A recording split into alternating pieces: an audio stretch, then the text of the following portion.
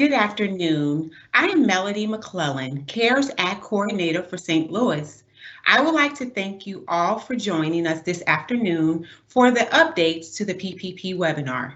Before I begin, I would like to take a moment and introduce Mr. Vincent Williams, our fifth President and Chief Executive Officer for the Chicago Minority Supplier Development Council. Created in Chicago and at 52 years old, businesses, businesses and works succinctly with the National Minority Development Council. The organization is responsible for certifying, advocating, developing, and connecting minority businesses with major buying organizations and operates within the Northwest Indiana, MSDC, MBDA Business Center, Chicago MBDA Business Center St. Louis, Chicago MBDA Export Center, Discovery Africa Program, and Illinois Tollway Technical Center. His prior position as president of the Economic Empowerment and the director of the Illinois Small Business Development Center at the YWCA Metropolitan Chicago involved facilitating and coordinating the services of the Illinois SBC and its initiative of encouraging economic development while creating, identifying, and cultivating strategic partnerships within the communities around Chicagoland. As the director of Illinois SBC and a small business owner himself, he also provides subject matter expertise, resources, programs, ownership himself. He also provides subject matter and was recently named by Black Enterprise Magazine in January 2020 as a B Modern Man. He also was listed as the 100 emerging executive leaders under the age of 50, is a native Southsider, and comes from a family of entrepreneurs. He received a dual MBA in Finance and Management at the Morris Graduate School of Management in Chicago and holds a nonprofit executive leadership certification from Northwestern University Kellogg School of Management. Welcome, Vincent Williams. Thank you so much, Melody. Thank you, Tamisha. Thank you, Todd, and the entire St. Louis MBDA team. I'd also like to thank you in advance, Kevin Wilson with the St. Louis Empowerment Center, for speaking today. I know you're going to share some outstanding, incredible information on the PPP loan and how they can apply for that going forward. I just want to mention to the viewing audience out there that's joining the webinar today that the Chicago MSDC Council and the St. Louis MBDA Center, we're excited to have you all join us today. There's several opportunities for business development online today, with everyone having to pivot, but I hope that you'll continue to look for the council, the St. Louis MBDA, and then some of the resources that we share with you all during this platform.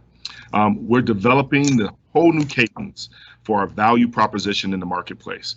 And so we have an abundance of resources and programs that include the MBDA Center there in St. Louis. We have another MBDA Center here in Chicago. We also have our MBDA Export Center and Discover Africa for those looking to import and export with the continent of Africa. And in addition to that, we've just expanded some of our services under the MBDA CARES, which focuses completely on those that have been impacted by COVID-19 and some of the other economic disruptions that have been caused there. I'd be remiss without mentioning too that one of the great resources that we offer here is the Illinois Tollway Technical Assistance Center, where we're able to provide additional resources and technical assistance to minority business owners and entrepreneurs that are out there. And with a side note of that, starting this September, we have our PIPE program that begins, which stands for Progress, Insight, and Performance Education. And what the PIPE program is an 8-week-long intense business training program that we're currently accepting these applications for our cohort number 3. What's so great about this particular program is that Aramark is one of our presenting sponsors for this, and they're providing scholarships now for those MBEs that qualify that are interested in taking this 8-week virtual program. So for any of you organizations down there in the St. Louis metropolitan area that would like to join, please access the website and you'll be able to see the links to talk about qualifying for that. So thank you all again. Please enjoy today's webinar and great information that's going to be shared.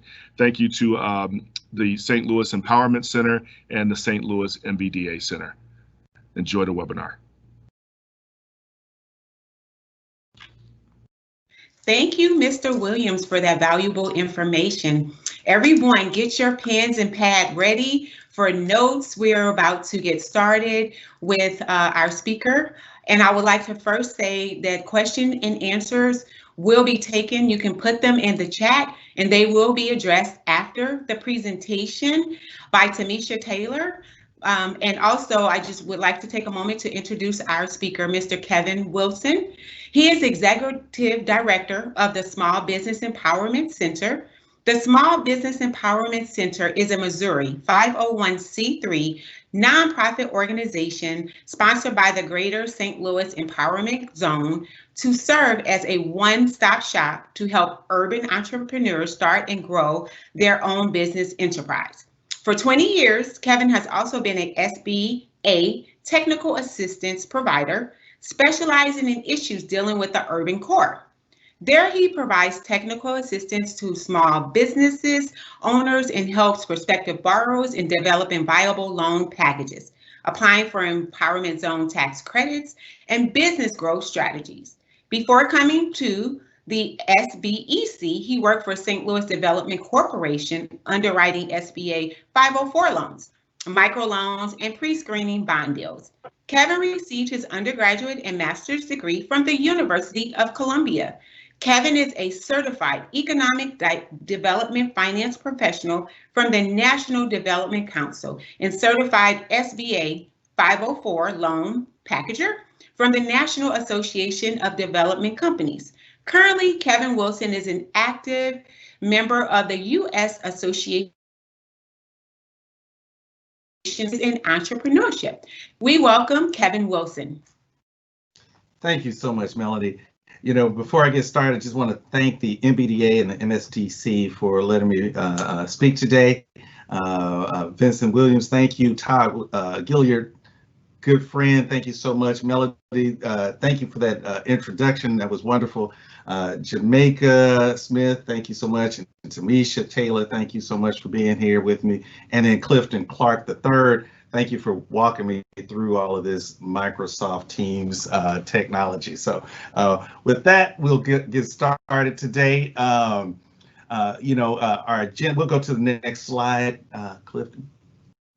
So today I thought we would cover, our main topic is the SBA's PPP program, but I thought it might be important to kind of at least cover a little bit about the SBA's Economic Entry Disaster Loan, the EIDL, as well as the PPP, and then some other additional assistance that might be available to small business owners here in the state of Missouri. All right, so we'll go to the next slide.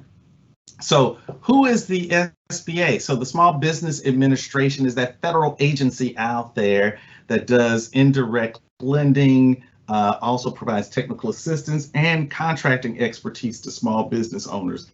SBA was created in 1953 and really is the sole purpose is to help small businesses start and grow in the United States. And so with that, we'll go to the next slide. So once again, I thought it was important that we at least kind of cover a little bit about the Economic Entry Disaster Loan Program, or the EIDL, or as many of us are calling it, the EIDL loan, right? Many of you might have heard already is that the EIDL closed. Well, it is reopened and they are accepting applications. And so the unfortunate news about the Economic Entry Disaster Loan is that the advanced part of the program has discontinued. So that $1,000 up to $10,000 per employee has discontinued. They have used all of that money. And so the only part of the Economic Entry Disaster Loan that is available right now is the loan portion, okay?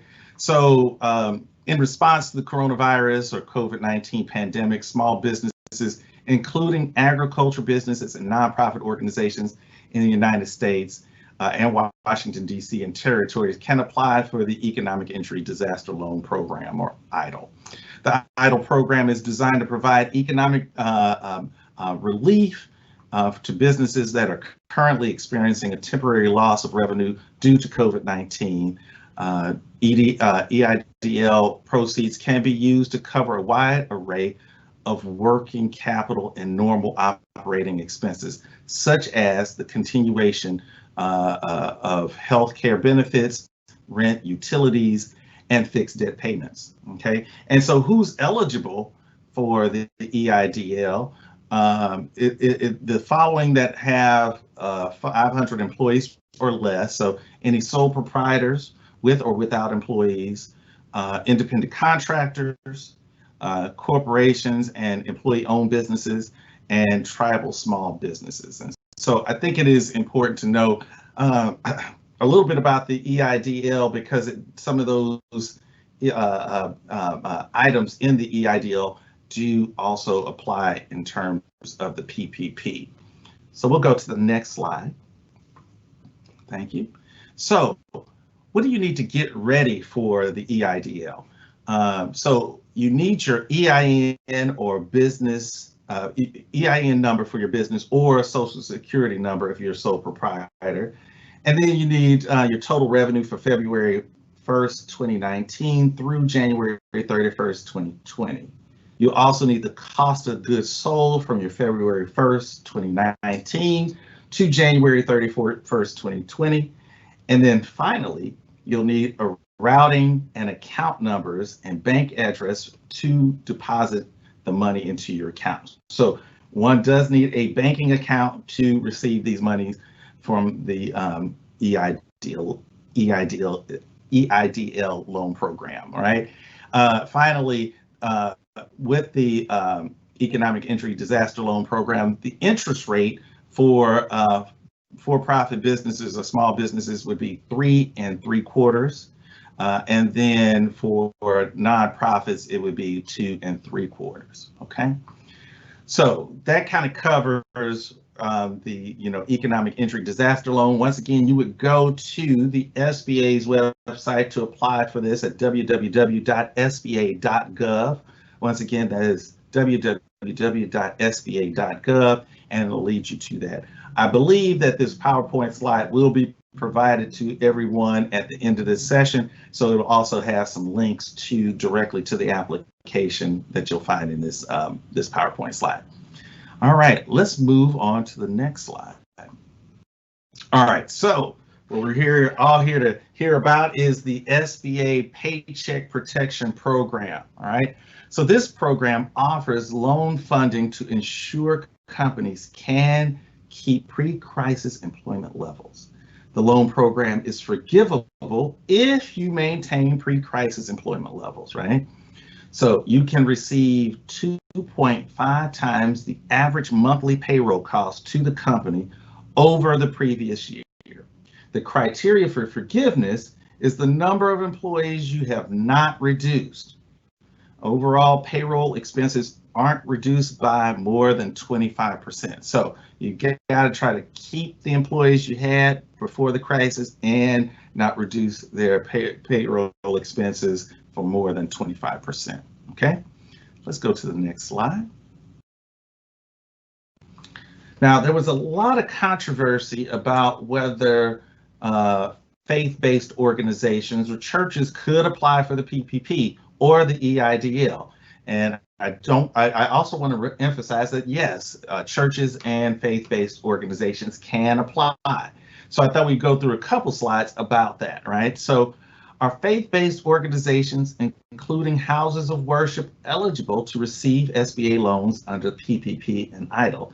And the answer is yes. And we additionally clarify that faith-based organizations are eligible to receive SBA loans regardless of whether they provide secular social services. Okay, go to the next one. Are there limitations on how faith-based organizations can use the Paycheck Protection Program and the Economic Injury Disaster Loan money they receive? And the answer is only the same limitations that apply to all other recipients of the loans. such as that loan forgiveness will cover non-payroll costs only to a maximum of 25% of the total loan to the recipient. The PPP and the EIDL loan programs are neutral, generally applicable loan programs that provide support for nonprofit organizations without regard to whether they are religious or secular. Okay, go to the next slide. How will churches qualify if they have not been informed of tax-exempt status by the IRS? Do organizations have to request and receive tax-exempt status, or just meet the requirements of 501c status to be eligible? So churches and integrated auxiliaries of churches and conventions or associations of churches qualify for PPP and EIDL loans as long as they meet the requirements of Section 501c3 of Internal Revenue Code and all other PPP and EIDL requirements. Such organizations are not required to apply to IRS to receive tax-exempt status. So once again, you could be a house of worship as long as you meet the basic requirements of 501c3, you are eligible to receive PPP or EIDL, right? And if you have any other questions, you will be able to ask us questions, and once again, we'll have some of our contact information at the end of this program. All right, we'll go to the next slide. So when you go onto the website, or if you go to the SBA's website, you'll find a checklist and an application for the PPP. Most of the lending institutions that you will go to will all have some similar checklists like this for the PPP, right? And so we do encourage you to go to who you bank with currently to apply for the PPP, right? If you don't have a bank that you currently work with that provides PPP, then the MBDA or the SBDC will provide some referrals to you. We'll usually provide 2 to 3 referrals for you, okay? So the checklist in general that you'll need is you'll need the borrower information, and it's an SBA form 3245-047 that you'll have to fill out. You'll need your NAICS code, and you have to calculate the maximum amount of loan that is applicable to you, and a written response to this question. Have you or any business owned or controlled by you ever obtained direct or guarantee loan from the SBA or other federal agency or been guarantor of such loan? What they're looking for is to see whether you have gotten some federal money before and done well with it. Have you paid back a federal loan, even if that is a student loan, right? If it's a student loan guaranteed by the federal government, they want to make sure that you have done well by that, okay? You'll also have to provide evidence of payroll costs to determine the loan amount. So you'll see that list there. You'll also have to provide corporate documents such as articles of incorporation or organization if you're an LLC, bylaws or operating agreement, and tax ID, EIN, etc. And then some other documents, whether that's state or local information. All right.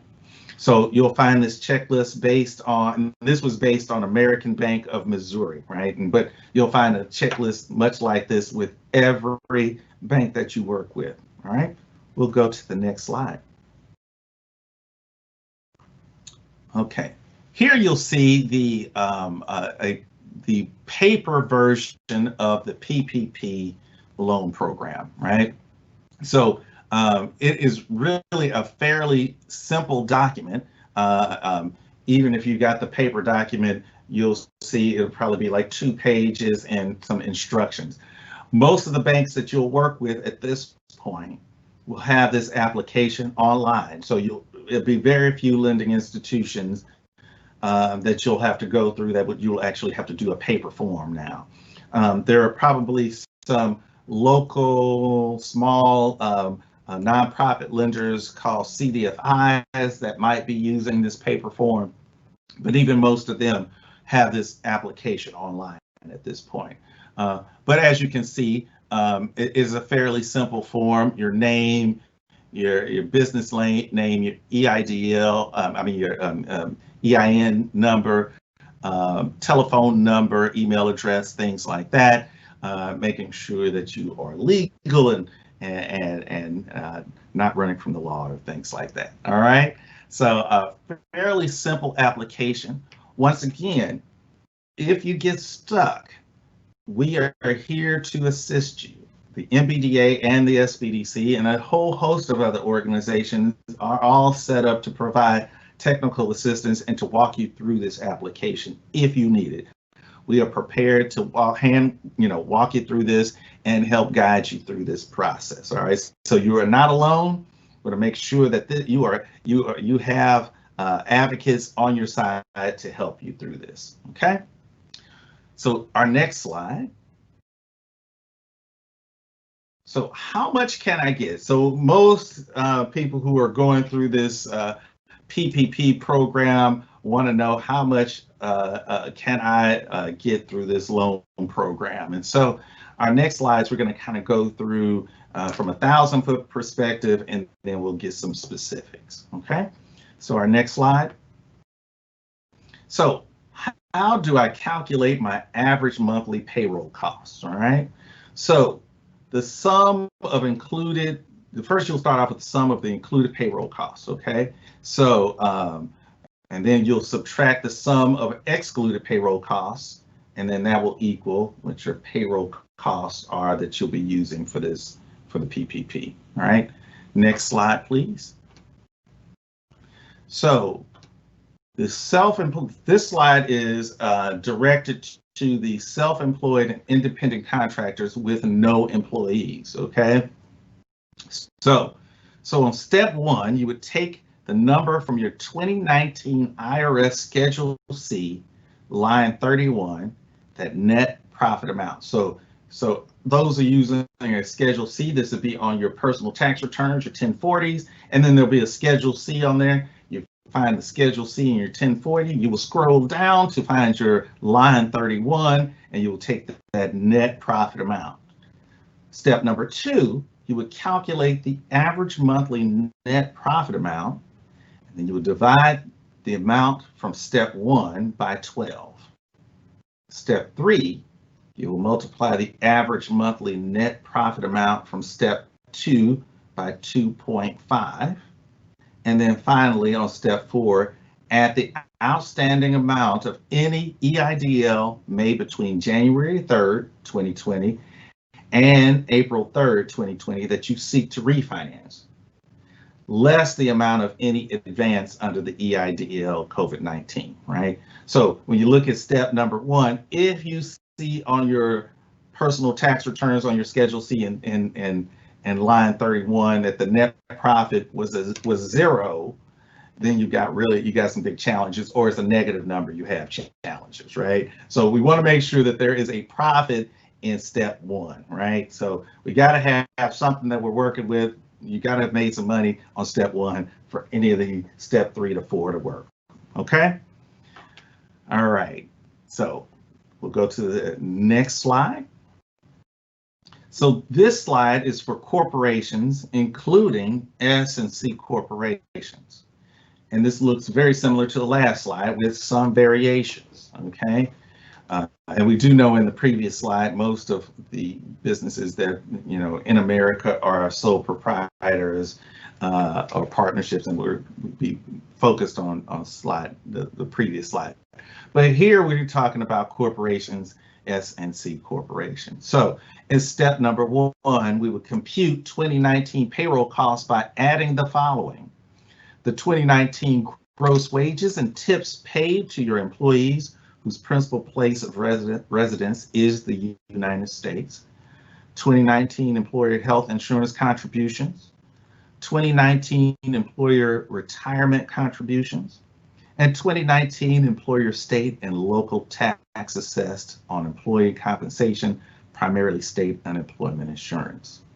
Step number 2, we'll calculate the average monthly net profit amount, divide the amount from step 1 by 12. Once again, if step 1 was a 0 or a negative number, we've got some challenges, so hopefully that's a positive number for you guys. Step 3, multiply the average monthly net profit amount from step 2 by 2.5. And then step 4, add the outstanding amount of any idle made between January 3rd, 2020 and April 3rd, 2020 that you seek to refinance, less the amount of any advance under the EIDL COVID-19 loan. Okay, so you'll see that these last two slides are very similar with a few variations. Okay, we'll move on to the next one. So everybody wants to know, how are the loans forgiven? So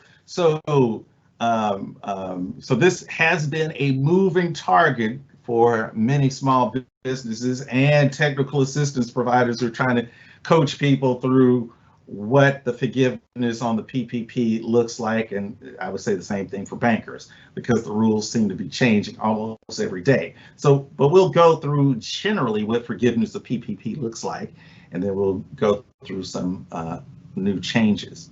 So the loan will be fully forgiven if the funds are used for payroll costs, interest on mortgages, rent, and utilities. At least 60% of the forgiven amount must have been used for payroll, right? The PPP loan will have an interest rate of 1%. Loans issued prior to June 5th have a maturity of 2 years. Loans issued after June 5th have a maturity of 5 years. Loan payments will be deferred for 6 months, which is awesome. So even if some of this is converted to a loan, you have a 6-month deferment period. No collateral or personal guarantees are required, which is amazing, which is unheard of for most SBA loans or small business loans in general. Neither the government or lenders will charge small businesses any fee. So if you have a consultant out there who says, I will get you a PPP loan for X amount of dollars, you can get this for free. You don't have to pay anybody to get a PPP. And then now there is new proposed legislation. Once again, I will repeat, this is new proposed legislation. This is not written in law yet, but as Todd mentioned to me earlier, there's a possibility, is pending, it's gonna happen, right? So the proposed information that is legislation that's out there, that any loan under 150,000 may be forgiven with one attesting document. So that is fantastic. So if this legislation goes through, you will only have to sign a document attesting that you have used this money as you said you would use for payroll costs and things like that to keep on your employees, and there would only be a one document kind of thing. So I would encourage your state senators and congressmen, write them to say, hey, yes, push that through. So if you have 150,000 or less in PPP, that would be forgiven.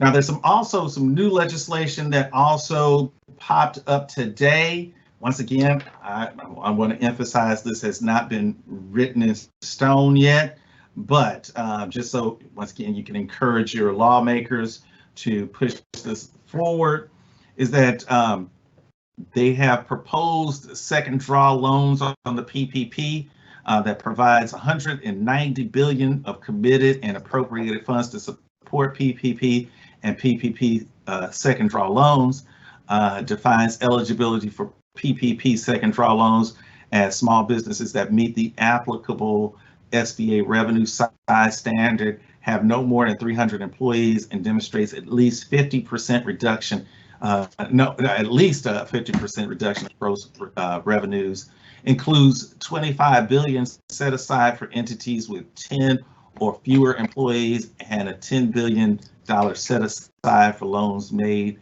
by community lenders. A maximum loan size would equal 2.5 times average total monthly payroll costs up to $2 million. Businesses that receive PPP loans may not receive another PPP loan that aggregates to more than 10 million. The 60-40 cost allocation for payroll and non-payroll costs to receive full PPP forgiveness continues to apply. Some of the improvements they are trying to put into it is that it expands for forgivable expenses to include cover supplier costs, covered worker protection expenditures and covered operation expenditures, allows borrowers to select a preferred 8-week period through 2020 to use forgivable loan proceeds, simplifies the forgiveness application process for smaller loans, which we kind of talked about, and expands the PPP eligibility to include certain 501c6s organizations, including chambers of commerce and destination marketing organizations with 300 or fewer employees. So once again, I just want to emphasize everything I just said in the last 5 minutes. Our proposed legislation is not written in stone, but I am sure the NBDA as well as the SBDC will provide updated information as that rolls out, okay? So we'll go to the next slide.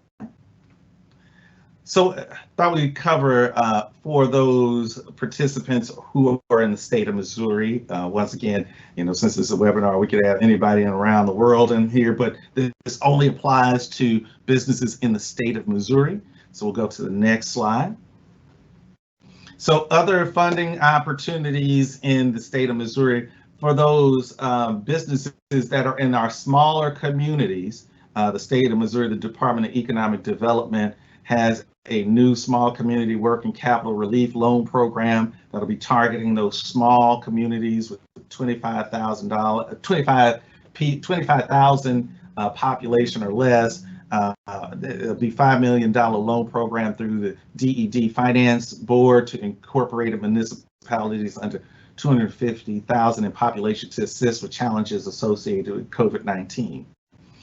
You'll see the link there. They also have a small business grant program. So the state of Missouri has $30 million to provide relief to small businesses and family-owned farms for reimbursement of costs of business interruption due to COVID-19 public health emergencies. So once again, that's a grant program. And so, you know, there's the link to apply for that. Mostly the agriculture-based businesses can apply right now, and then others can apply later. And then for personal protection equipment, production grant program. So for those businesses in the state of Missouri that have changed their MO and they are now producing PPE instead of t-shirts, clothing, and things like that, they've gone to making masks and other PPP equipment. They have a $20 million grant program to increase production of personal protection equipment, or PPE, needed to help contain the spread of COVID-19. You'll see the link there, okay? And so you can get more information on those programs through the Missouri Department of Economic Development. Next slide, please. So once again, here's some important websites. Here's the Small Business Administration's Economic Injury Disaster Loan link. Once again, I'm sure this slide deck will be provided to everybody. You can follow that link to the program. And then we also, in the SBDC, we have a walkthrough YouTube video that if you are applying for the EIDL, you can click on that. It's a 5 to 10 minute YouTube video that walks you through how to apply for the Economic Injury Disaster Loan Program. And so it is there to help answer some of the major questions everybody has as it pertains to the Economic Injury Disaster Loan Program. All right. All right, so I think this takes us to our Q&A portion of the day. And so next slide, please. Oh, I'm sorry. Here's my contact information. The main number to the Small Business Development Center is 314-405-8400. My office number is 314-241-1697. And our general question email address is info2@stlewisSBEC.org. We welcome any kind of questions you all might have, or any kind of assistance you might have with these disaster loan programs or with SBA loans in general. We are more than happy to assist. We can even provide you some assistance in the areas of government contracting, whether that is, 8A certification, HubZone certification, or women-owned service business through the SBA. So we would love to help you in any of those kinds of ways. And and we also help with HubZone certification also. All right, at this point, I'll turn it over back to the MBDA.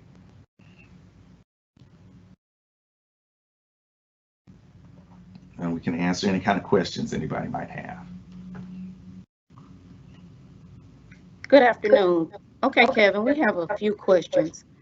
And the first question is, I received a small payout from the first wave of PPP. I was not told that I can include my income in the loan, nor was the mortgage or utilities included. I used it to pay employees. Can I go back to my bank and get more? Well, based on the new legislation, which I believe will probably come out in the next 2 to 3 weeks, I think you can go back and get a second draw, but that legislation has to go through. So I don't know if that's a sufficient answer for you, but it's looking like you will be able to go back and get a second draw before long.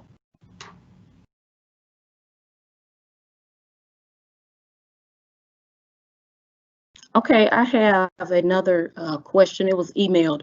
It says, I don't pay myself payroll. How do I qualify? So if you have documentation and enough information about the expenses and maybe an owner's draw, there might be an opportunity for you to get PPP. If you don't have all of the proper documentation that would be needed for PPP, I would probably encourage you to apply to the Economic Injury Disaster Loan Program instead. It will be based on the taxes from last year, and so in theory that would include some of your owner's draw and things like that. So definitely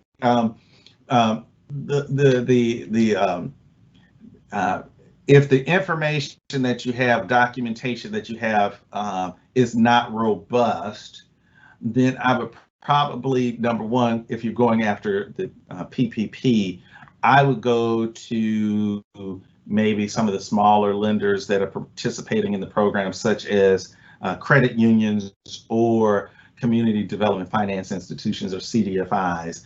And they typically can work with you to determine your eligibility and see if they can maximize the amount that you can get. One of our local CDFIs that are participating in St. Louis is the Justine Peterson Housing and Reinvestment Corporation, and they probably could work with you if you don't have some robust documentation. And if you have no documentation, once again, I would probably encourage you to go through the EIDL program through the SBA.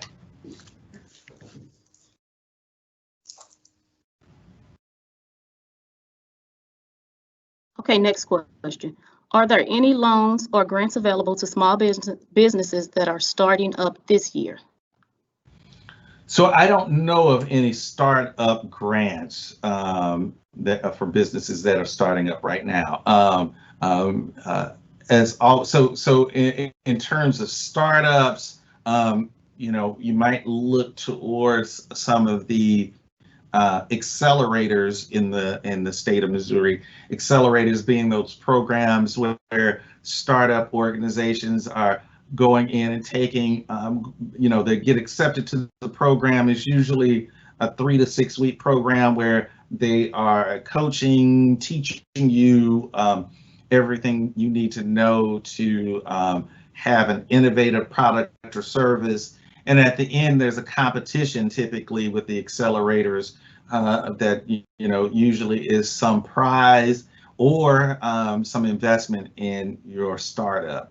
And what I think is applicable to this one, the Regional Chamber of St. Louis has the Diverse Business Accelerator, and they call it the DBA, and it is for African American and minority businesses. And the DBA, you go through that, and there's a $10,000 to $20,000 startup prize, if you will. But it does go to the most innovative and well thought out idea. Okay, so that's what I know about grants. There's also Arch grants. They might just be, I think at the end of this month, there is the end of their application cycle. It is a worldwide competition. It is held here in St. Louis. They do $25,000 to $50,000 investments in startups. If your idea is incredibly innovative and is solving a problem in a unique way, I do encourage you to apply to Arch Grants, and you can look at that at archgrants.org.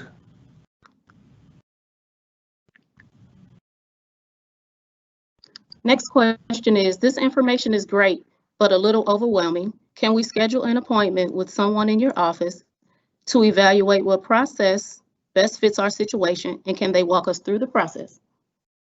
Absolutely. And once again, I think I'm speaking for the MBDA also, is that both the MBDA and my organization are more than happy to see what your particular situation is. I believe that Todd and Melanie, Jamaica, and Tamisha are more than happy to meet with you, as well as myself. Since this is an MBDA program, I would probably start with them first, but I am more than happy to take questions, and the SBDC is happy to coach you also. I think I'd be remiss to say that if I didn't mention that there are other organizations out there that can help too. There's the Women's Business Center out there. You've got for those who might be veterans, there's the Veterans Business Resource Center out there also, and the Service Corps of Retired Executives. All of these organizations are set up to provide technical assistance and education for small business owners, and will help you think through this application on PPP or EIDL. Okay. Next question. If I file the Schedule C, how does that help with the PPP? So if we go back to that one slide on the Schedule C, so assuming that you are an LLC or sole proprietor and you're doing your revenue and you're basically your profit and loss through a Schedule C, that is how you would determine the amount that you would get for your PPP. And once again, you would go to line 31, and hopefully on line 31 of your Schedule C, it shows a profit.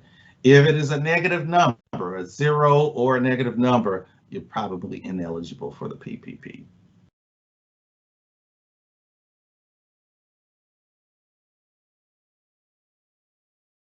The next question is, I've applied and not received funds yet. What do I do? So have you, I guess the question, let's assume that you've applied to the Economic Injury Disaster Loan. You would go to the SBA's website and check on the status of the application. They have an email address and telephone number, and you can check on the status of that loan. These are unprecedented times, and the SBA has received millions of applications and have been overwhelmed with them. So it is taking them some time to get to every application, but they are wading through. I've had some clients who applied 3 months ago and are just now receiving the funds as of last week. So it will take some time for them to get to every application. If we're talking about the PPP, then you want to you would have gone through a lending institution such as a bank or credit union. You want to reach out to that bank or credit union and ask about the status of your loan at that point.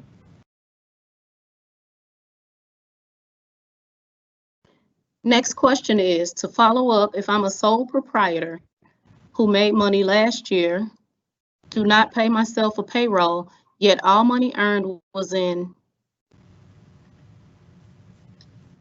salary, can I apply to PPP? And is it okay if 100% is towards payroll when applying for forgiveness?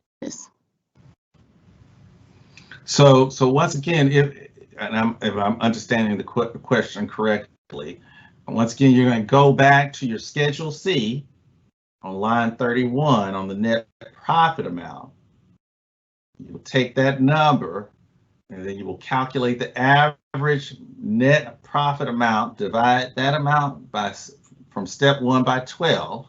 Step 3, you will multiply the average monthly net profit amount from step 2 by 2.5.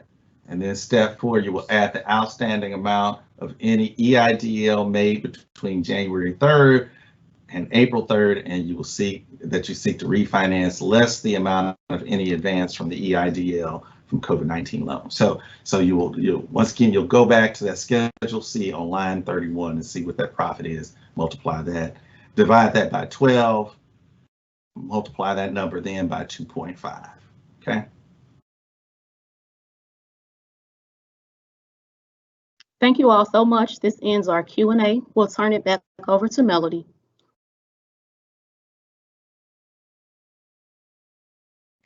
Thank you, Tamisha and Kevin. That was a lot of information, very valuable to businesses. I learned a lot just listening as well. I wanted to address one last question. There is a question about cost to coaching services. There is absolutely no cost. So you can reach out to the SBDA or Kevin and the other organizations. But he did mention that there should be no cost in a lot of the programming that's available. Thanks to our president, Mr. Vincent Williams and Kevin Wilson for your wonderful presentations. I want to say a special thanks to my assistant, Tamisha Taylor, and also expect future webinars and resources from the CARES team St. Louis. We will be sending out an email and put you in our database to actually provide you with updates to programs that we have. Also, if anyone has any success, if they've already had a PPP loan and you have a success story, will you please email it to us? We would love to hear from you, and our information is on the screen. And one note that I would like to say, you can register for a webinar. It's going to take place tomorrow. That's Wednesday morning at 10 a.m. And the topic is how to apply for the PPP loan forgiveness. And this is going to be through the Chicago Minority Supplier Development Council, SBA in Chicago, Illinois. So we will be sending you a link to apply for that, and we welcome you to get more information. I would like to take the time, my name again is Melody McClellan. I'm the CARES Act coordinator, and I would like to thank everyone for joining the webinar today and partnering with us in the future. We have plenty more information to provide, and if you have any questions, feel free to reach out to myself or Tamisha. We are the St. Louis CARES Act team. Now I would like to turn it over to Todd Gilliard. He's the MBDA Project Director for closing remarks. Todd, you're on mute. Thank you, Melanie. I hope everyone got the information that they needed.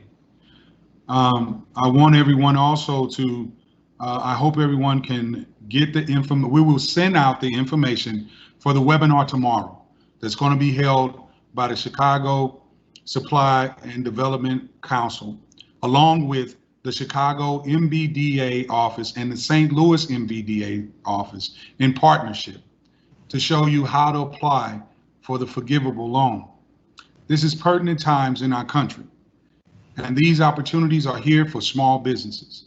We are here if you need us. Please look at the contact information below. Make sure you contact us if you need us. No question is too small, and no answer is great. But we're going to provide the information we can to help you move your business forward during this COVID-19 time. Thank you again for attending, and blessings, and be safe. Bye-bye. Thank you so much.